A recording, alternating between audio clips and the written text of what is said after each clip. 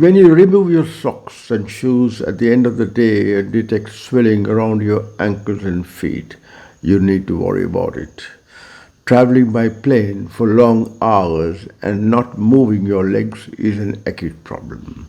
In some situations, this can be due to DVT, meaning that the deep veins in your calf muscles become clogged up with clots due to a lack of peripheral pumping action in the calf muscles, or maybe due to a condition called lymphatic stasis, meaning that the extracellular fluid is not being returned from the dependent areas.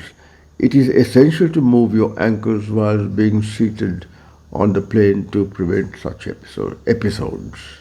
Today's discussion concerns leg, ankle, and foot swelling due to more chronic conditions and prevention and control.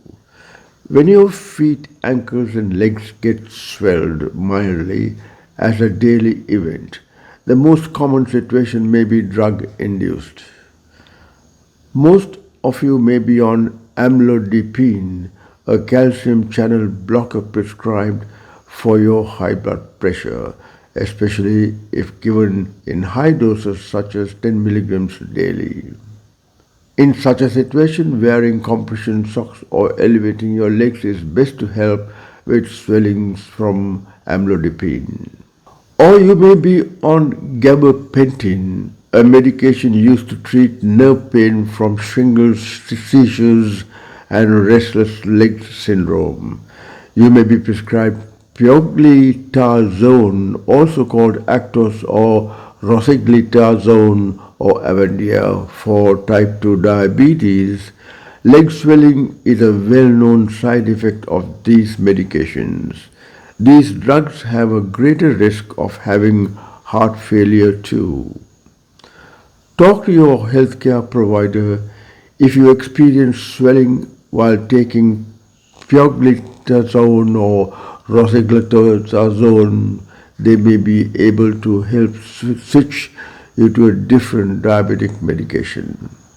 If you take non-steroid anti-inflammatory drugs for arthritic pain, the long term may cause water retention, leading to swelling in the legs and ankles. If you have kidney problems, you should avoid taking these drugs. Ladies taking birth control pills also get water retention, which may show up as swelling in the legs or ankles. When taking long-term steroids prescribed for asthma, chronic obstructive airway disease, and severe allergic reactions, another cause for water retention and leg swelling. For many people, swelling from a medication isn't severe and will typically go away once you stop taking it. Depending on the medication, lifestyle changes or lowering your dose may help if it's something you need to take long term. Other causes of leg, ankle, and foot swelling may be standing or sitting in the same position for too long. Eating too much added salt in your food can give rise to leg swelling. Being overweight could cause leg swelling. Most severe causes for leg swelling come with your kidneys, liver, or heart disease.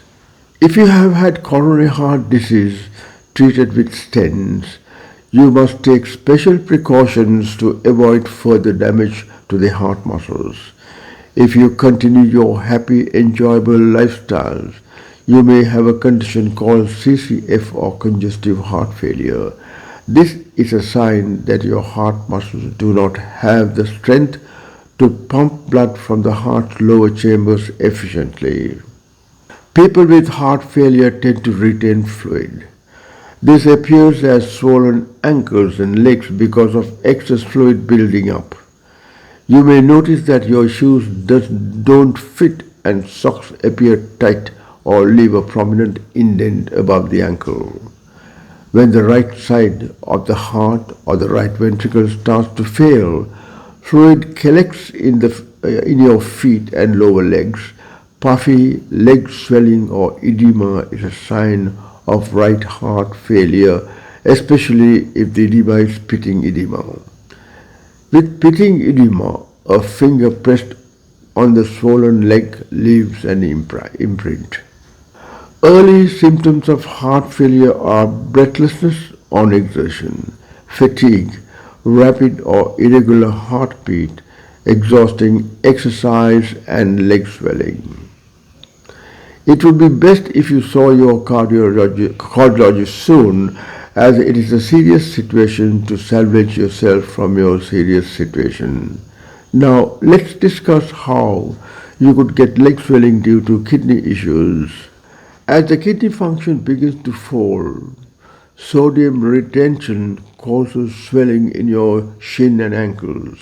In short, any person noting new onset leg or foot edema should get an immediate evaluation of their renal functions after visiting a nephrologist. Damage to the tiny filtering nephrons can result in nephrotic syndrome. Declining levels of protein albumin in your blood and increasing levels in the urine can cause fluid to build up and result in edema, most commonly around the ankles and feet. Now let's discuss how you could get leg swelling due to liver disease. Cirrhosis slows the regular flow of blood through the liver.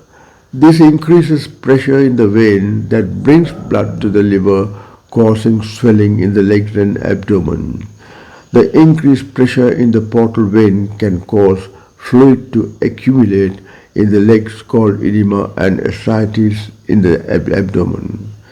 In stage 3 cirrhosis of your liver caused by severe liver scarring may cause more liver damage symptoms including jaundice, weakness, fatigue, appetite and weight loss, abdominal bloating and edema in your extremities.